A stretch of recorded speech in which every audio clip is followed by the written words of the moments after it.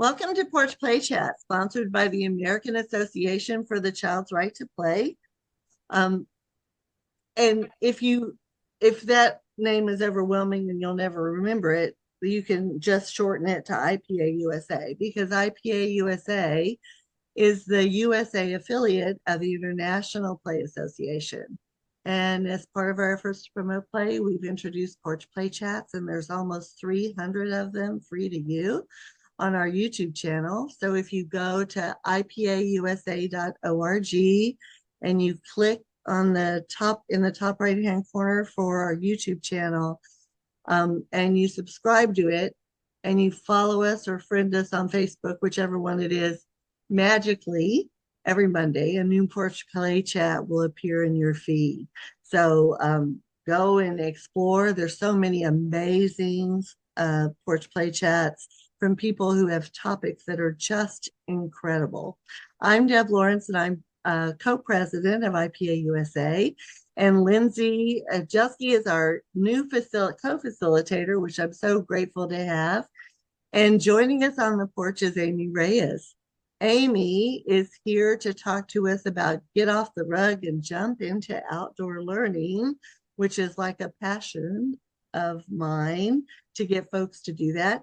So Amy's been serving in the early childhood space in Wyoming for many years and plays an important role in bridging gaps in early childhood education across the U.S.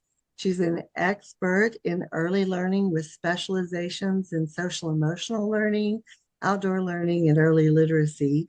And she has 24 years of combined experience in child development and early childhood education with expertise in leadership, strategic planning, inclusion models, and my favorite term is transformative change. Amy's an advocate for outdoor learning and has integrated outdoor learning into over 200 classrooms across her home state of Wyoming with the Get Wild Wyoming Initiative. Ooh, love that name. Amy's an early childhood speaker and motivator who firmly believes children learn best in outdoor learning settings where they're able to self-regulate through natural color, shape, sounds, and feelings. So Amy, talk to us about this initiative and getting off the rug and jumping into outdoor learning, because that sounds amazing. Well, as many of you know, if you walk into any pre-K classroom across the entire U.S., but I'm going to speak specifically to the state of Wyoming, if you walk into any classroom, you are going to see everything centered on the rug. And so when I was going into classrooms, I spend most of my time in classrooms still, but more from that professional development, technical assistant standpoint in my current position. And I was going into classrooms and I was seeing children that are just so dysregulated and children that are struggling in that space. And so I went back to the drawing board. I said, what can I do to help these children, especially those that are specifically on a trajectory for expulsion? These children that are really high behavior needs. What can I do to serve them and really change that space for them? And so I thought, well, we have to shake up what we're currently doing. And the way we shake it up is by changing the dynamics of the classroom and getting them off the rug. And so I came up with the handle of get off the rug and jump into outdoor learning, because in order to jump into outdoor learning, you have to get off the rug and you have to leave that safe space of your rug in your pre-K classroom. So true. And so how, when you're walking into classrooms and you're helping teachers recognize that this child needs something different than what's currently happening? I always, in my sessions, my workshops, I always say, just if it's not working, you need to try something different, right? So get off that hamster wheel that you're spinning on and let's try something different. So I think that's sometimes difficult when you're the teacher in the moment. And so helping support them in a way that you're giving them not only are you giving them the research behind it, but you're also giving them another avenue to try. How does that work in those classrooms in Wyoming? Well, it's sometimes hard because you want to feel like the teacher. You want to feel like if I bring them all to the rug, then I have their attention, and this is where we do all of this learning time, right? And so to break those cycles of those things that happen on the rug, we have to change the mindset. And so you can do those things still. You can do them in a small group instruction, but you have to leave the rug. And if you have children in a classroom setting, those behaviors are typically happening during circle time. And so if we're Yes. having children sit on the rug and you're sitting crisscross applesauce with a bubble in your mouth during these times, especially post-COVID, when oral language is on the decline and behaviors are on the incline, to have them sit there on the rug, crisscross applesauce with a bubble in their mouth, it doesn't add up to me anymore. When we can take them into an outdoor learning setting, do small group instruction, have them sitting on a log, have them jumping on one foot. You can have them marching around while you're doing the small group instruction. Whatever that looks like for that child, as long as they're comfortable doing it, it works. You don't have to be sitting on a rug, 1, 2, 3, eyes on me for this instruction to work. Yes.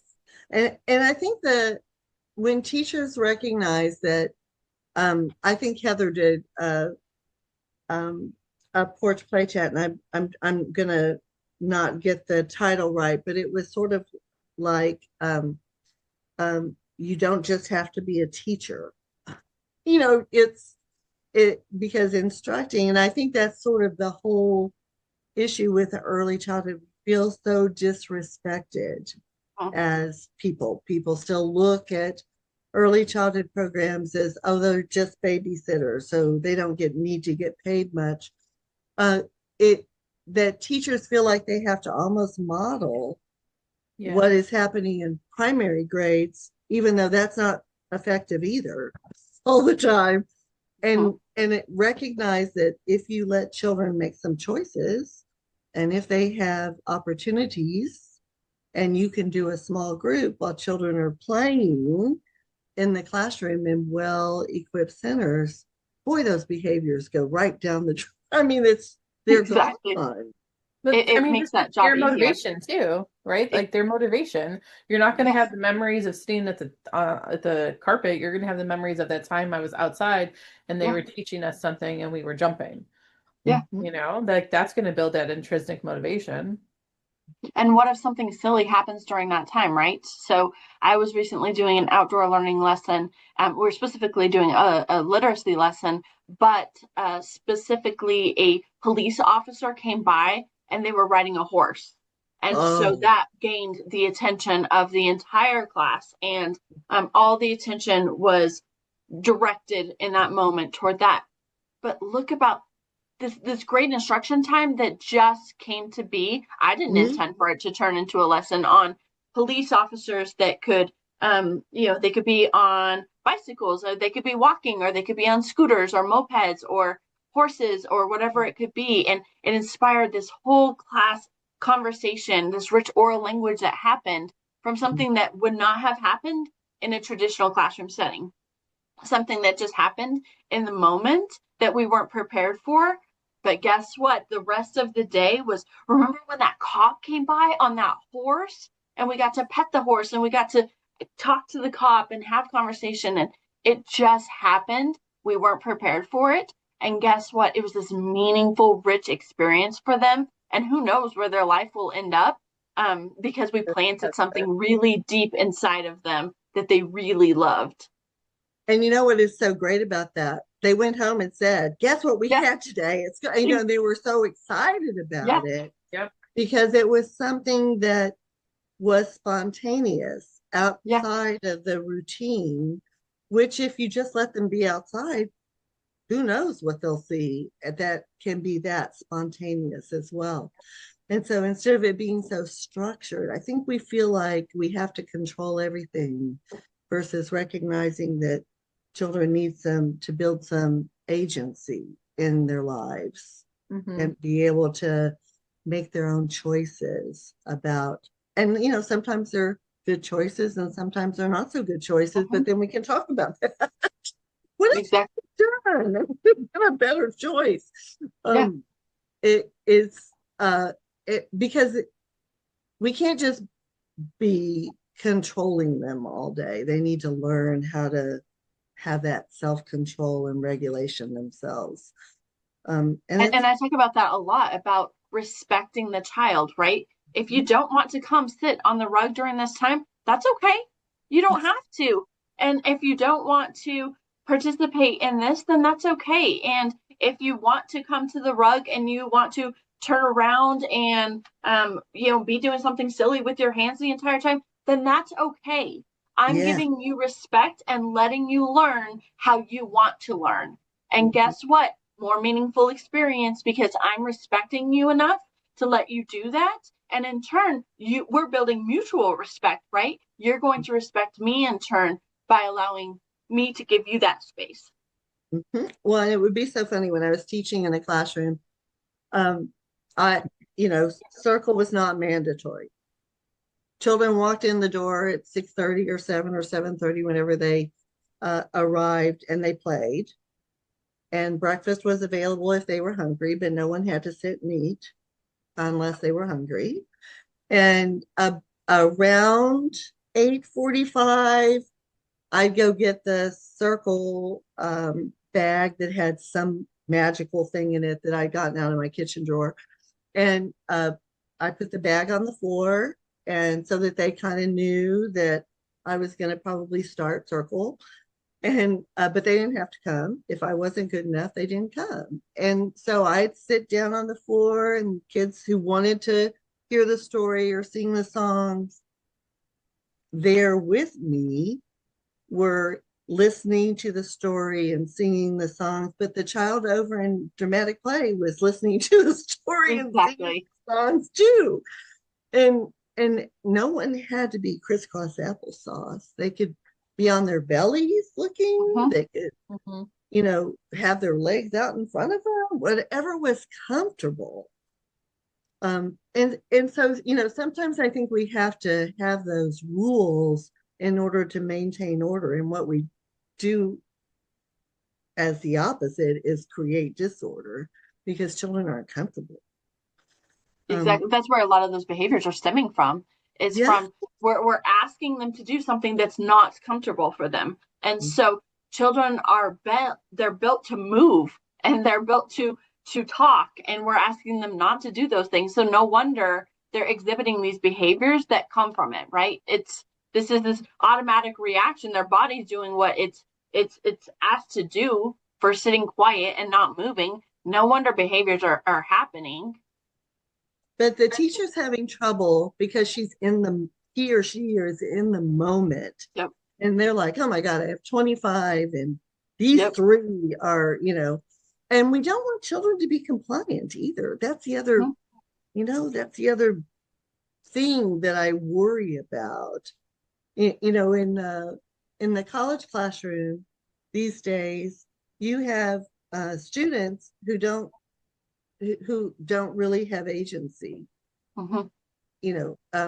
Well, how many paragraphs do you want? How many pages does that need to be? How many slides does that need to be? And my response is answer the questions and do what the assignment tells you, the things that I'm looking for. It doesn't have to be about this. I'm just looking for these things.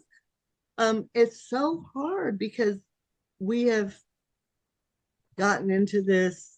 You'll do what I'm going to tell you where to go and how long to stay there and when to move on. And so we're creating that as educators, and we need to sort of recognize that we're creating that as educators. It's true. We're not building thinkers. I want to build thinkers, and that's what play does. Play allows the space for thinking and creativity and imagination that all goes into thinking. I would rather have that. And even if that means they're pushing back a little bit, that means that they're thinking and those wheels are turning. I love that. I would rather have that any day than this automatic compliance. Yes, yeah. And so I think we need to help teachers, and I'm curious how you're doing this. We have to help teachers recognize that compliance and rules are not always the best approach, but developing relationships, understanding what this child's interests are, providing materials, not telling them what to do with them. All of those things are so important in creating that agency and that regulation. You know, when are we going to learn to interact and problem solve if you are telling them what to do all day? Yeah. Exactly. It's true. And I just continue to go back to mutual respect. And, children deserve respect. And that's how we do that, is allowing that space for them to be creative and be free thinkers, promoting an environment that is acceptable for them, promoting an environment that enhances that inside of them. And as you do that, you provide these opportunities for these little communities to be built inside of your classroom. And if you start to capitalize on that, you'll see that your job actually becomes easier, because instead of this push pull that's happening, you're starting to hone in on that and take advantage of, well, I know that this group of children is really good at this. I know that this group of children is really good at this. But it's because I took time to really get to know them and respect them and appreciate and value them for exactly who they are. Meet them where they are and not force them into this model or this clay project that we think that each child should become, because that's not how it works. No, it's not how it works. And every one of them, you may have a room full of 3-year-olds, but your 3-year-olds are not all three. Yep. Some of them in their developmental stages may be 4, and some of them may be 2. Yep, exactly. I see that all the time. You could be 1.5 years, or you could be almost 5 at 3 years old, and it's a hodgepodge. And then one day they're acting a certain way, and then the next day that they're not. And so we need to meet them exactly where they are and be respectful of that and create that environment that allows for that as well. Yes, absolutely. So do you have other tips that you use with teachers to help them recognize all of the things that we've been talking about, and that sort of help them understand that if they change the rigid schedule or the rigid routine and get off the rug and get outside, and what are some other ways that you're able to model for them or to help them see what a change might do? I think it's really important that teachers are also setting the example for parents and educating parents as well. And so we're saying, hey, this is what we're doing in this classroom setting. Maybe try this at home, so that this whole model is happening in this whole system, this whole ecosystem of the child. So we're creating this independent child that's able to do this in the home setting and in the classroom setting. But we're making sure that teachers understand how important that home setting is, as well as that, 4 hours, 6 hours, 8 hours, whatever it is that teacher's working with them, making sure that that home piece is also included, because that's that large scale portion that we need to remember as well. And as for teachers, I just think we have to get administration on board. It's not just the teachers. We have to get administration on board, because a lot of times, teachers will want to scrap circle time, but it's an administration saying, well, I know, but if you're not doing calendar time each day, are you really teaching? Okay, yes, we are.